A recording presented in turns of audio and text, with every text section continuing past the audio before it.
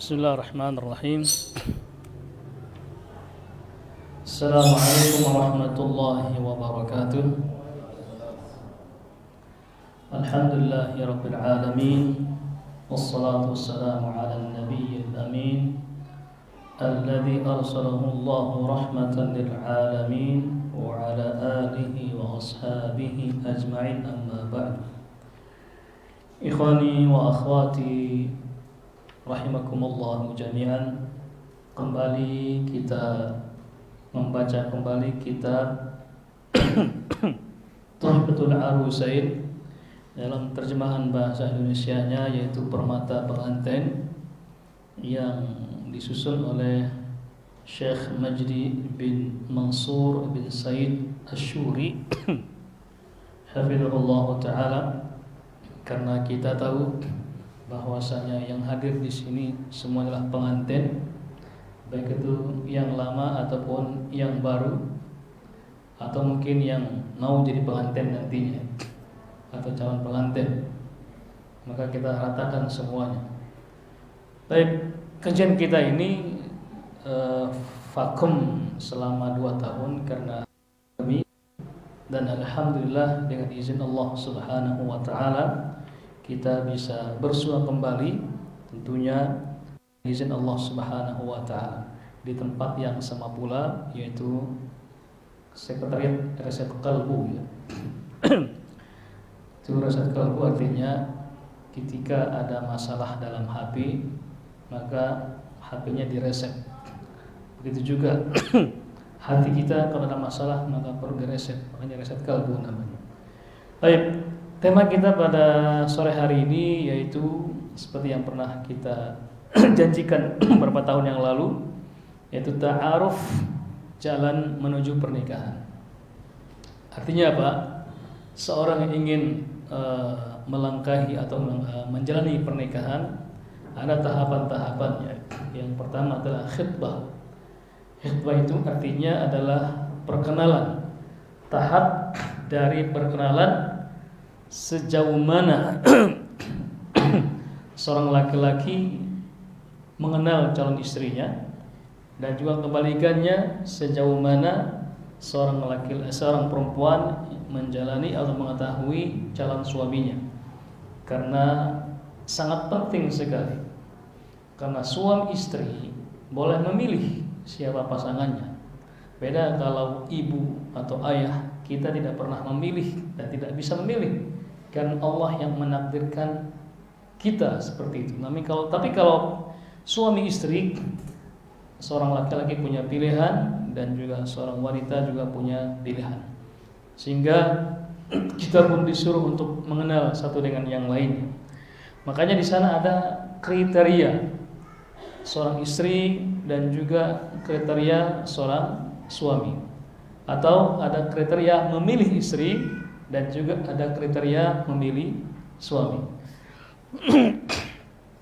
Dan ketahuilah, seorang wanita ketika ingin mencari seorang suami, ataupun kebalikannya, seorang suami ingin mencari istrinya, tentu dia punya harapan-harapan yang luar biasa tinggi sekali, yaitu kecantikannya, kegantengannya, dan hal-hal yang lainnya itu.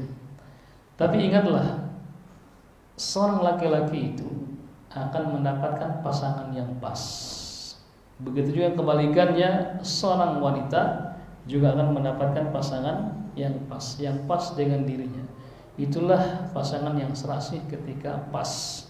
Sama dengan minuman kan, kalau pas airnya, pas gulanya, pas kopinya kan enak.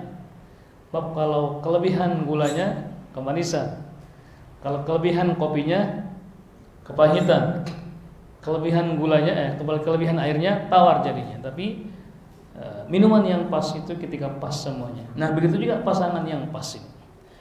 Makanya seorang ingin mencari pasangan, ya ingin yang lebih wah gitu, dia harus bercermin dahulu. Ketika dia ingin mendapatkan pasangan A, B, C kriterianya, dia lihat siapa dia sebenarnya. Makanya dalam di antara syarat-syaratnya itu ada namanya kufu, namanya sepadan. Sekufu artinya sepadan. Tapi yang pertama di sini jelaskan ada kriteria memilih istri. Kriteria memilih istri atau istri-istri ya. Istri lah satu.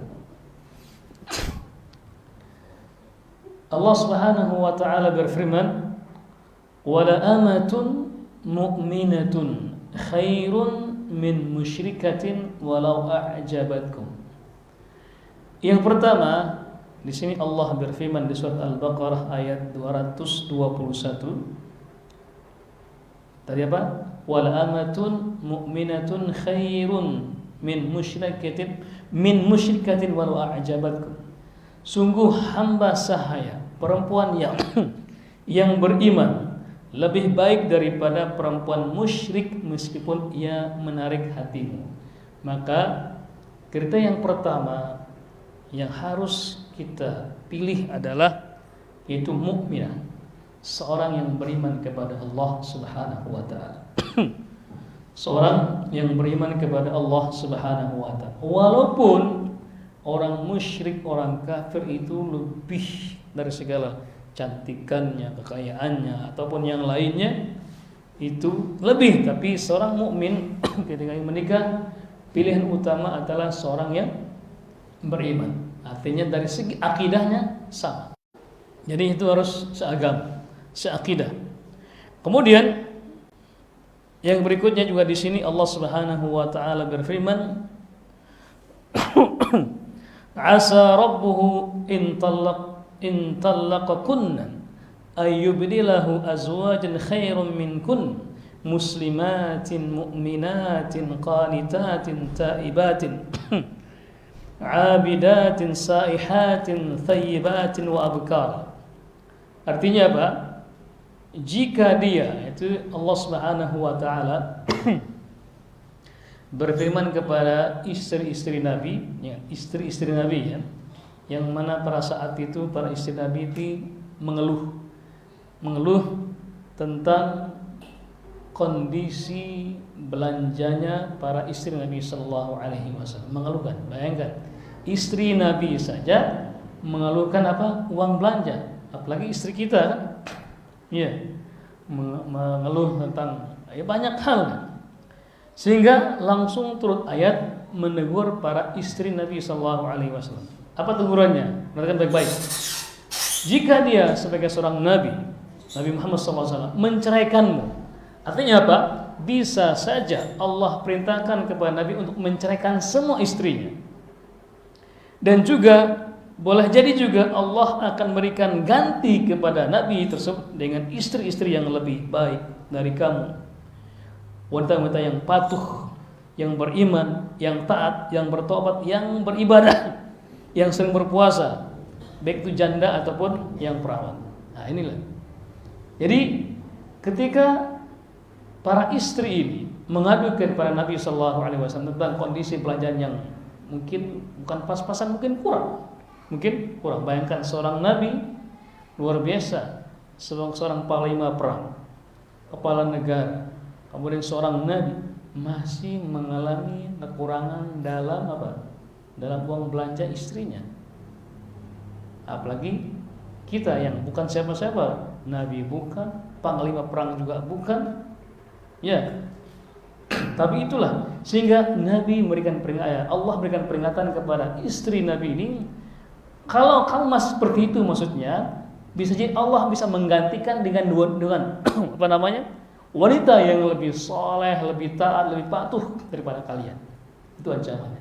Akhirnya dengan turunnya ayat ini, sehingga para istri Nabi itu tidak lagi yang protes kepada Nabi Sallallahu Alaihi Wasallam dengan uang belanja mereka.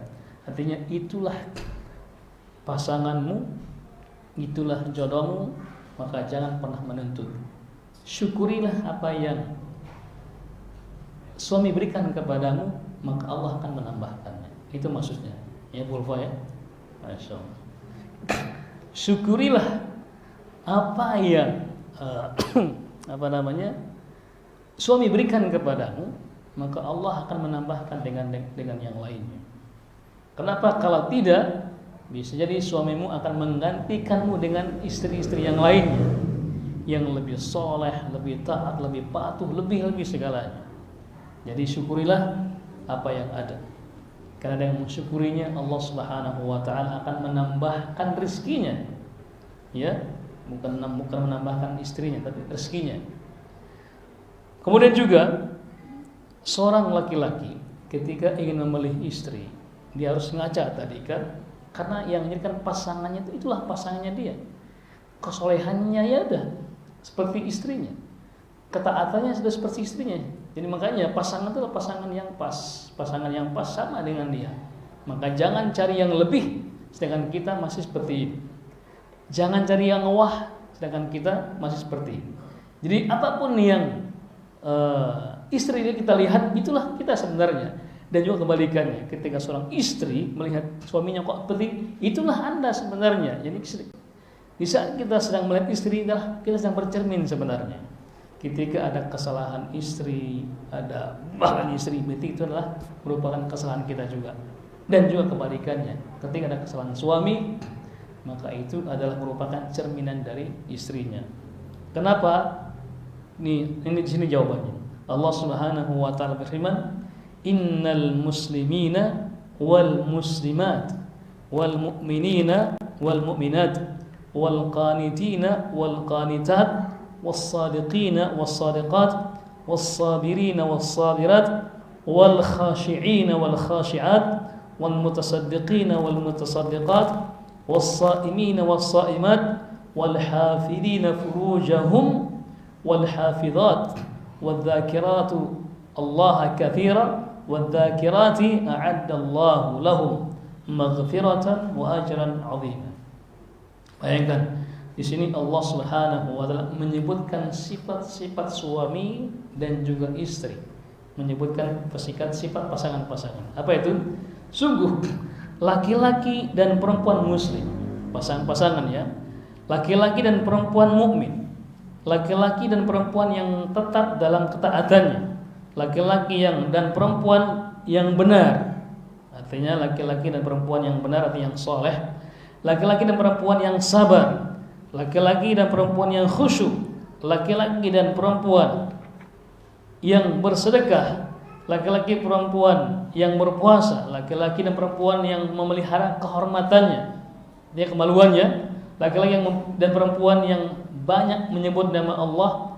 Allah telah menyediakan untuk mereka ampunan dan pahala yang besar. Jadi kalau kita ingin mendapatkan pasangan yang salehah, berarti laki-laki juga harus saleh juga. Kalau kita ingin mendapatkan pasangan yang hafidh, yang hafidhah, kita harus juga hafidh juga. Di saat kita ingin mengharapkan pasangan yang sering bersedekah, kita juga harus sering bersedekah. Kalau kita ingin mendapatkan pasangan yang sabar, kita juga harus sabar juga. Dan begitu seterusnya. Karena suami istri adalah pasangan yang merupakan cerminan satu dengan yang lainnya. Jangan berharap kita biasa-biasa saja, akhirnya kita mengharapkan istri yang masya Allah wah gitu, kecantikannya, kesolehannya, kekayaannya, keturunannya, akhirnya masya Allah. Tidak seperti itu. Jadi pasangan kita adalah cerminan kita dari segi kesolehannya dan juga ketakwaannya. Oleh karena itu kalau kita ingin menambahkan ketaatan istri, kita harus juga menambahkan ketaatan kita. Kalau kita ingin menambahkan kesabaran istri, kita juga harus menambahkan kesabaran kita. Kalau kita ingin menambahkan hal-hal untuk istri kita, mulai dari diri kita. Kenapa? Karena di saat kita sudah memulainya dan istri ngikut, maka anak-anak juga akan mencontohi orang tuanya, termasuk mencontohi ibunya. Karena ibulah yang selalu bersama anak-anaknya 24 jam. Apalagi seorang ibu yang luar biasa juga bekerja di luar kan, masalah luar biasa sibuknya ini. Jadi ibu-ibu ini sangat-sangat sibuk sekali. Bangunnya saja sebelum subuh, betul tidak? Jadi istri itu pekerjaannya dimulai dari terbit fajar sampai kapan? Sampai terpejamnya mata suami. Jadi kalau suami belum terpejamkan matanya, masih banyak pekerjaan ibu-ibu ini. Betul nggak ibu-ibu? Betul katanya. Luar biasa. Belum lagi kalau dia bekerja di luar misalnya, jadi pegawai negeri ataupun yang lainnya, Masya Allah, siang bekerja, malam juga bekerja. Apalagi dengan tanpa dihadiri dengan anak-anak yang luar biasa. Jadi ngajar juga, ngeles juga, jadi ibu guru juga kan, jadi dokter juga kalau anak-anak sakit, jadi perawat juga, masalah ngepel juga, nyuci juga, masak juga. Itu kalau digaji berapa itu? Ya, ngepel, nyuci, masak, ngantar anak-anak juga. Bang ojek berarti kan, ngantar jemput. Masya Allah, itu kalau digaji berapa ya? Ya, Masya Allah, itu tidak bisa diukur dengan harta itu. Harus dibayar dengan kasih sayang, dengan cinta dan kasih sayang dari suaminya. Jadi mungkin itulah kenapa perempuan luar biasa, tahan, banting dan kuat, karena tugasnya sangat berat sekali. Kalau laki-laki kan nggak kuat dia, makanya dia butuh obat-obat yang untuk menguatkan dirinya agar bisa tahan banting.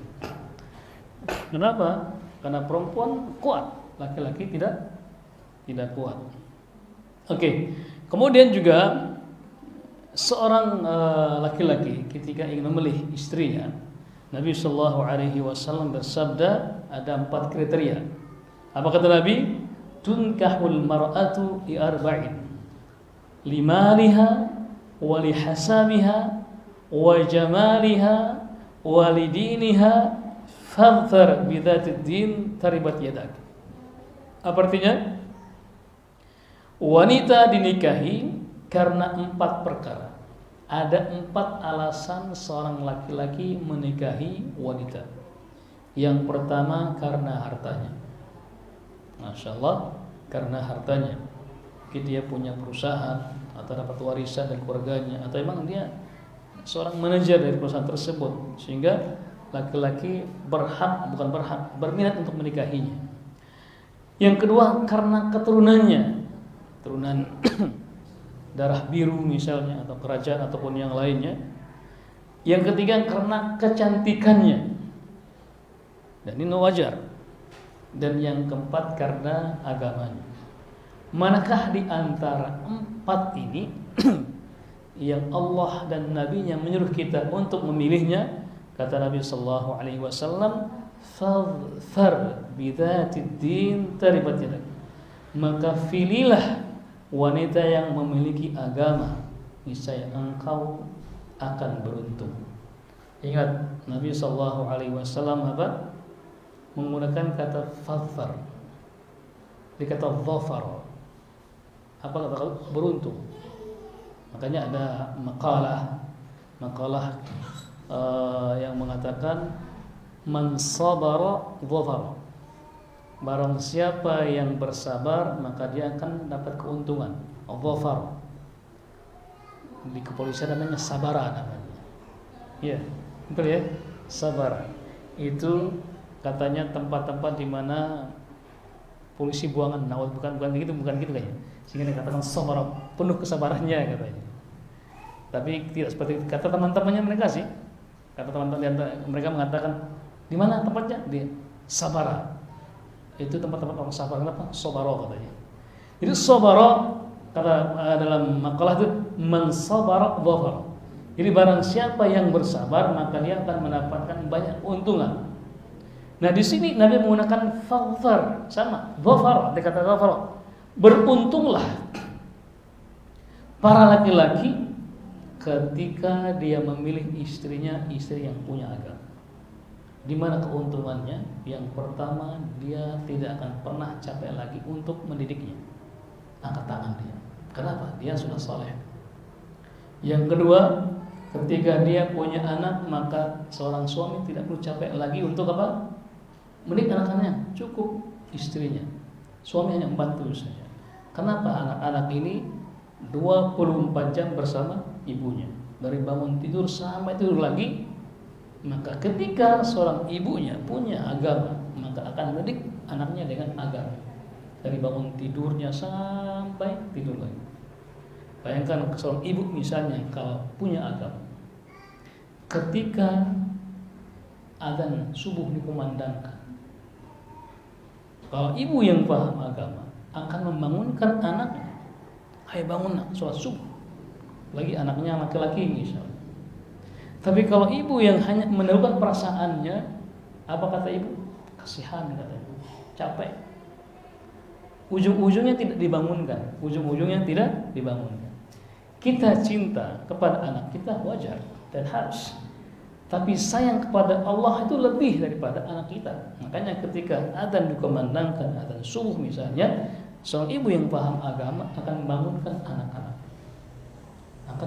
Walaupun dia sedang tidur, walaupun dia nyak tidur, dibangunkan. Kenapa? Cintanya kepada anaknya. Bukan kasihan tapi cinta. Kenapa demikian? Karena kalau seandainya anaknya sedang tidur dan ketika ada gempa ataupun kebakaran misalnya, dibangunkan atau biarkan? Pasti dibangunkan. Pasti, bahkan dipaksa untuk bangun. Cepat bangun. Padahal cuman gempa atau cuman api dunia. Tapi kalau ibu yang paham agama akan bangunkan anaknya, kenapa? Takut dari api neraka. Bukan takut dari api dunia ataupun karena gempa. Makanya butuh istri yang apa tadi? Yang salehah, sehingga bisa mendidik anak-anaknya. Kenapa dikatakan demikian?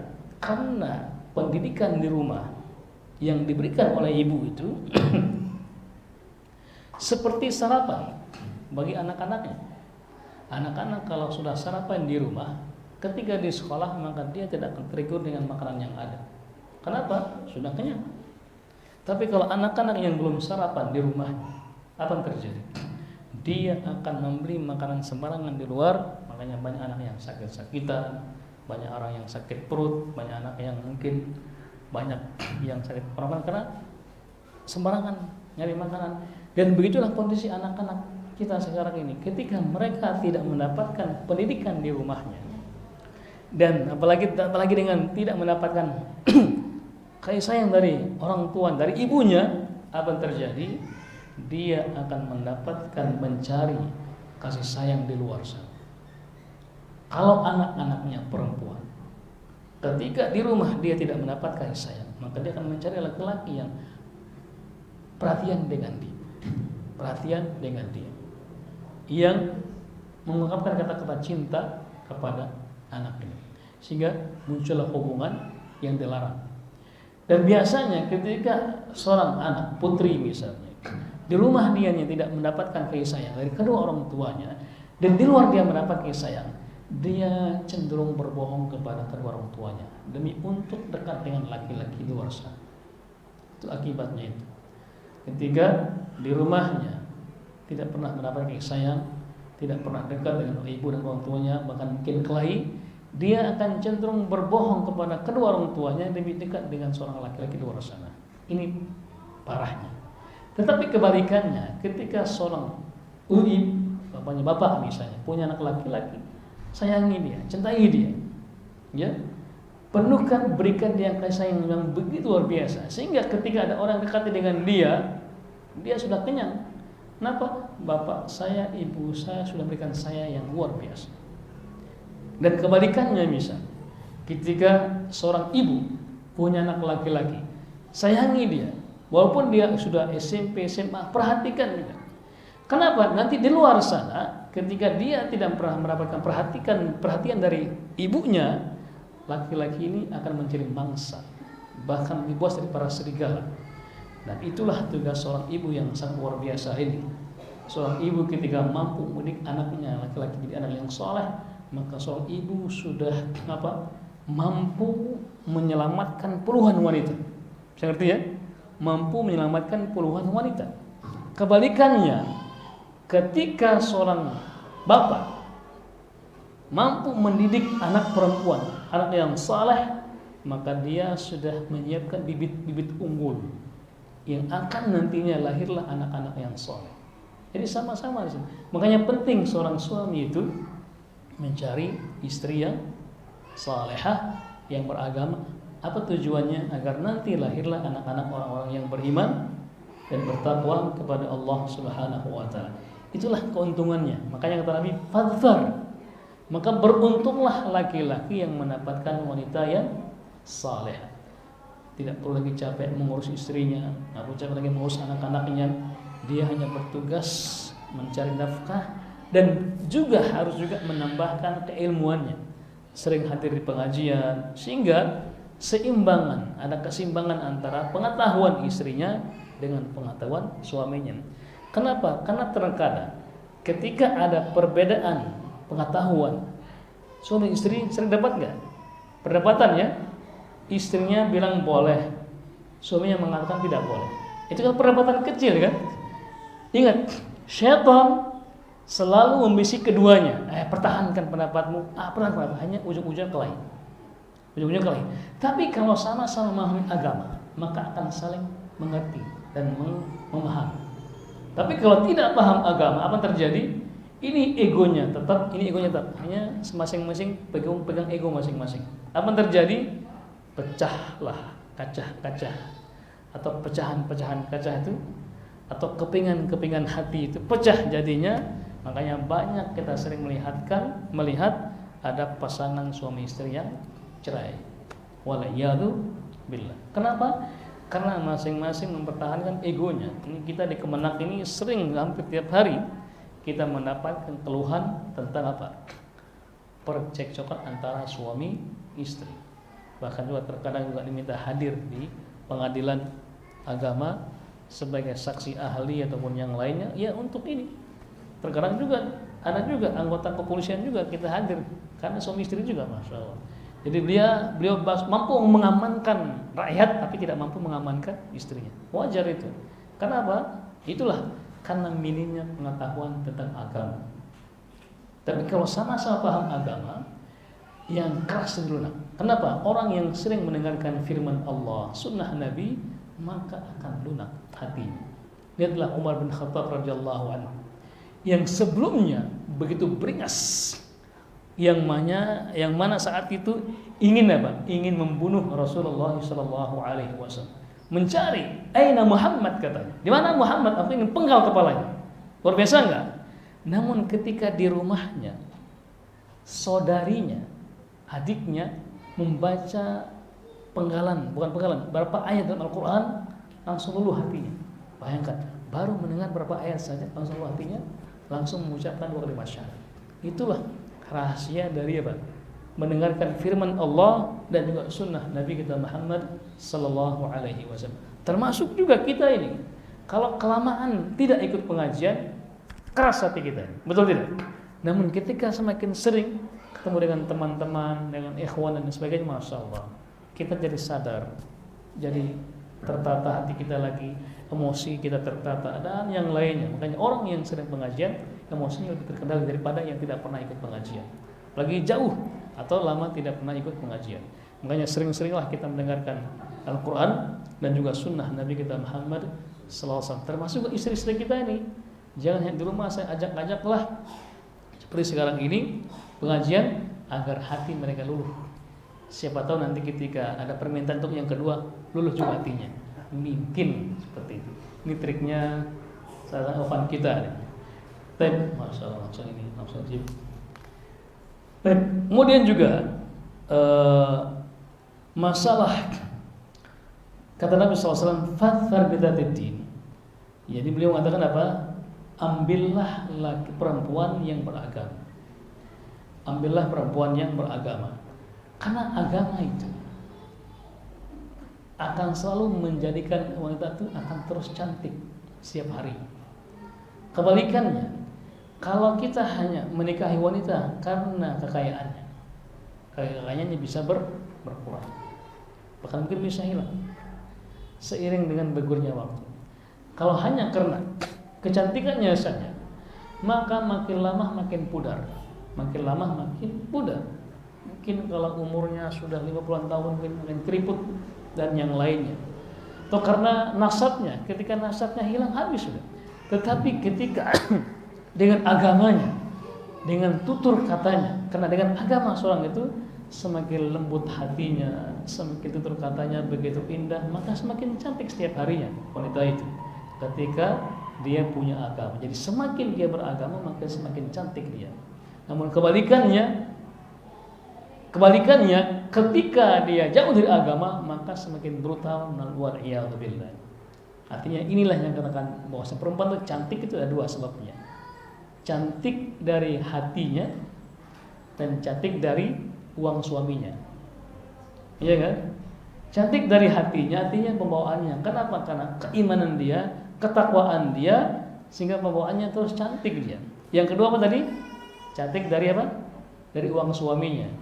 Ya mungkin karena sering ke salon, mungkin beli apa namanya itu, masker, skincare, glowing dan segala macam, dia semakin indah kan begitu. Jadi kalau kita ingin cantik terus ke dalam dan juga dari luar, dari uang suami. Masya Allah, jadi pembicaraan. Baik, jadi ketika seorang istri beragama, artinya apa? Berarti dia punya hubungan baik dengan Rabb-nya. Dia punya hubungan baik dengan Rabb-nya. Artinya hatinya itu punya kaitan erat dengan Allah Subhanahu wa taala. Dan bayangkan ketika seorang wanita punya hubungan baik dengan Rabb-nya, kira-kira apa terjadi? Maka muamalahnya, ibadahnya, semuanya akan berlandaskan firman Allah dan juga sunnah Nabi kita Muhammad sallallahu alaihi wasallam, seorang istri yang saleh. Kemudian di sini dikatakan bahwasannya ketika ada sabda yang mengatakan taribat yadak. Makna aslinya adalah niscaya kedua tanganmu melekat dengan tanah. Ini adalah bahasa kiasan. Di bahasa Arab itu banyak bahasa kiasannya. Apa artinya? Ketika ini bahasa kiatan, ini dari bahasa Arab aslinya taribat yadaku itu artinya dari kata miskin. Artinya orang ini tidak punya apa-apa. Tangannya tidak perlu banyak hal-hal. Bayangkan kalau ibaratnya kalau perempuan yang kaya raya kan pasti banyak perhiasannya, betul tidak? Dari ujung rambut sampai ujung kaki, rambutnya diapakan? Dikerimbat, alisnya disulam ya. Bulu matanya pokoknya ditambah atau kemudian bulu matanya, alis matanya, terus juga lingkaran matanya dipakai cilang, kupingnya dipakai anting, hidungnya dipakai, bibirnya, semuanya. Bayangkan seorang suami harus mengeluarkan berapa uang untuk itu saja itu. Ya, maka waktunya akan berkurang untuk mengurusi anak-anaknya. Berapa lama dia ke salon, kerimbat rambutnya, berapa lama? Itu dulu ceritanya, itu ibaratnya wanita yang kaya raya. Maka suami akan pusing 7 keliling akan melihat istrinya.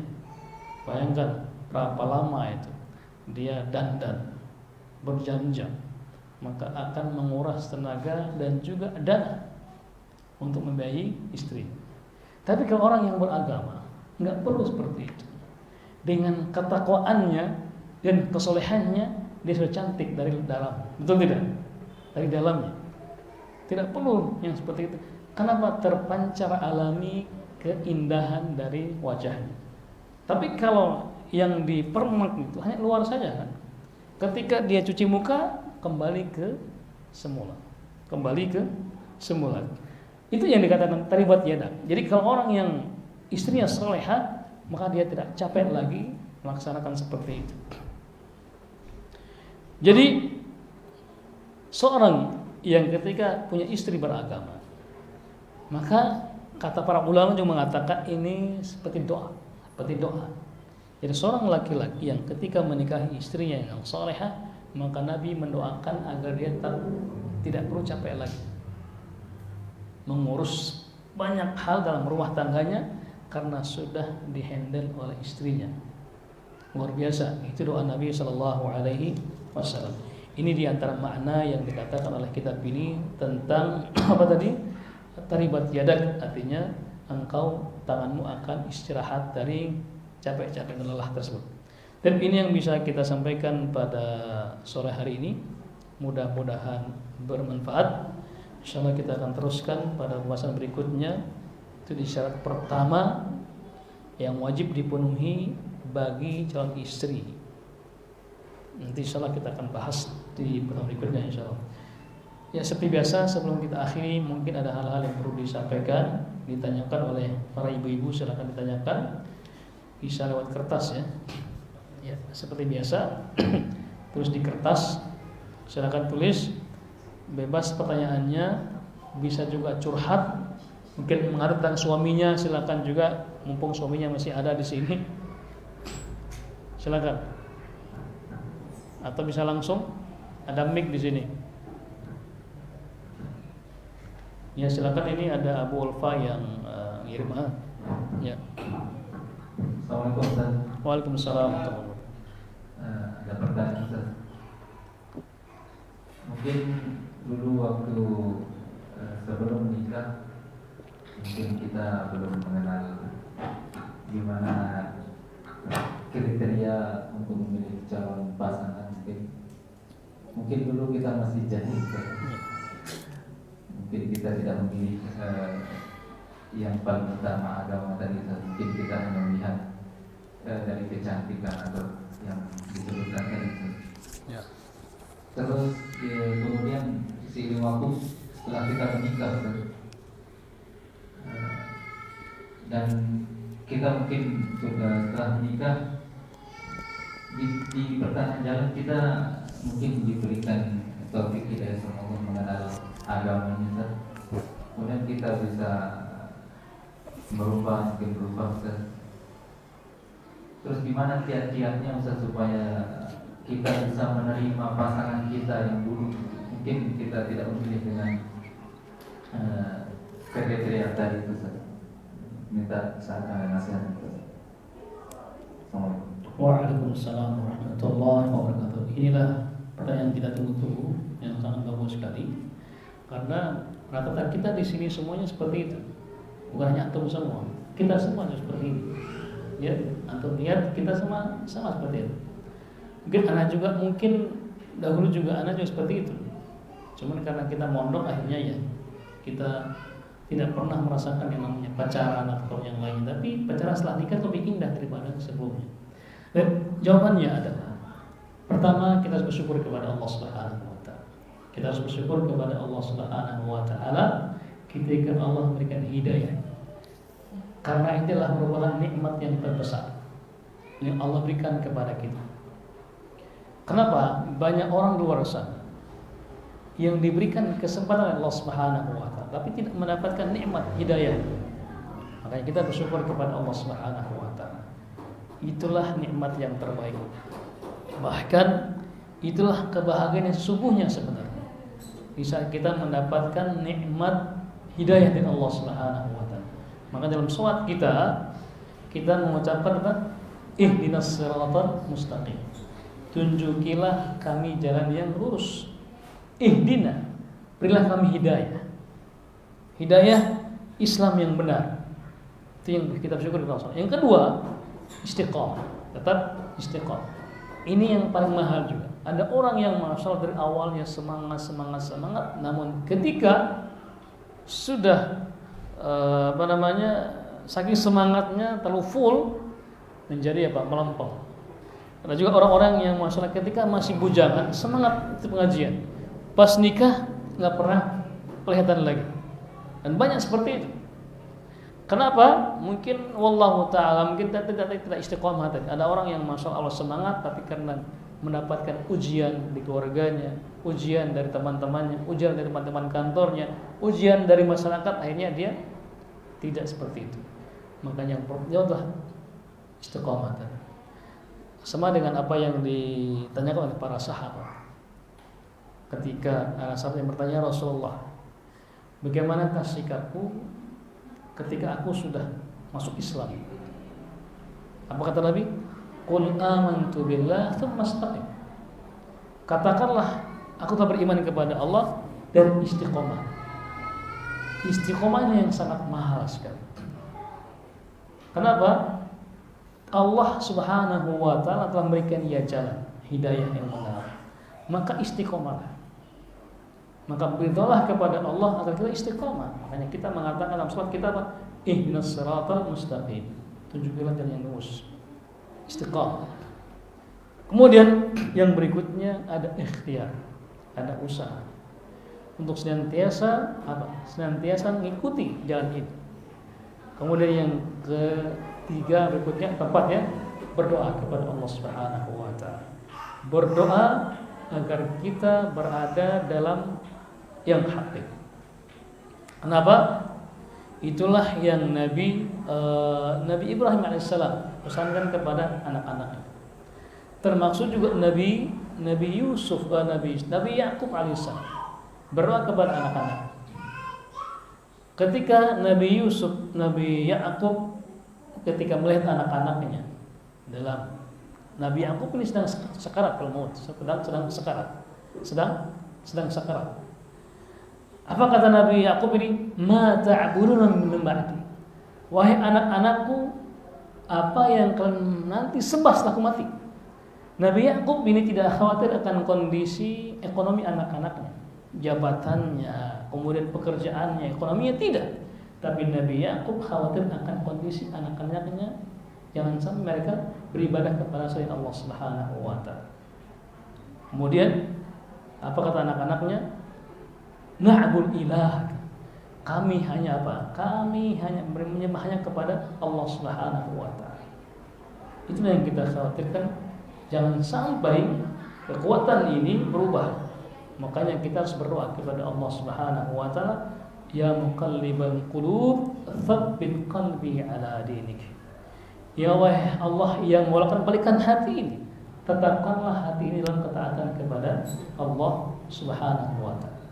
Maka dengan demikian, dengan yakin kepada Allah Subhanahu wa taala, dengan tadi bersyukur kepada Allah Subhanahu wa taala, kemudian istiqamah, kemudian ada usaha untuk senantiasa menambah keilmuan dan berdoa kepada Allah Subhanahu wa taala, kemudian setelah itu kita bertawakal kepada Allah Subhanahu wa taala. Ingat, di saat kita dahulu belum mengenal hidayah Islam ini atau hidayah agama ini, dan sekarang kita mengenalnya, maka itu merupakan kenikmatan yang sangat besar sekali yang tidak Allah berikan kepada yang lainnya. Kita punya kesempatan menimba ilmu, kita punya kesempatan bertemu orang-orang yang soleh. Itu merupakan kenikmatan yang luar biasa. Coba antum tanyakan kepada orang yang sangat iri dengan kita ini. Mereka sangat iri dengan kita ini, kok mereka bisa ini, bisa itu, mereka disebutkan dengan dunia. Tapi kita Masya Allah, Allah mudahkan langkah kita, Allah meringankan langkah kita untuk bisa senantiasa mendengarkan firman Allah dan juga sunnah Nabi kita Muhammad sallallahu alaihi wasallam. Dan itulah kebahagiaan yang tidak bisa kita temukan di luar sana. Makanya kita bersyukur kepada Allah Subhanahu wa taala. Mereka antum tahu ingin seperti kita ini. Ingin seperti kita, tapi disibukkan urusan mereka, akhirnya mereka tidak bisa. Mereka hanya disibukkan dengan pekerjaan-pekerjaan sehingga membuat mereka mengkerut lidah-lidah mereka. Mereka ini dengan kita, kapan. Makanya kita bersyukur kepada Allah Subhanahu wa taala. Dan di saat kita telah melalui fase-fase ini, dahulunya tidak kenal, sekarang kita kenal, maka istiqomahlah. Istiqomah itu yang paling mahal. Tidak semua orang bisa, tidak semua orang bisa. Dan hijrah ini bukan hanya hijrah dari sekedar pakaian saja, tapi hijrah ini adalah hijrah dari hati. Yang sebelumnya syirik menjadi mentauhidkan Allah Subhanahu wa taala. Yang sebelumnya masih menuhankan yang bukan Allah, sekarang kita mentauhidkan Allah Subhanahu wa taala. Yang sebelumnya mencintai hal-hal yang Nabi tidak pernah cintai, Nabi yang tidak pernah contohi, mari kita sekarang cintai. Minimal kita mencintainya, walaupun kita belum sempat melaksanakannya, minimal kita tidak membencinya dan kita mencintainya.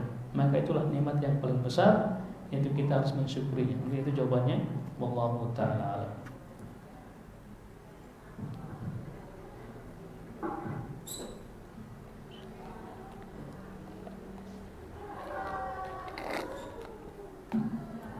Bisa sambilan makan ya. Silakan sambilan makan.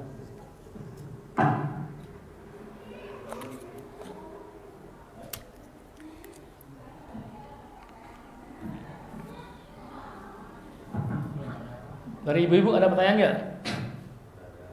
Nggak ada ya?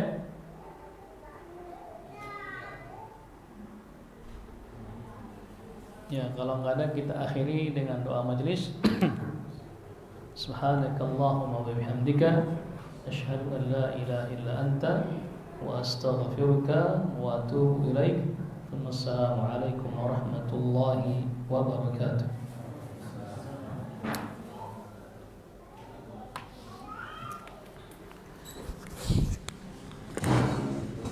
Mbak.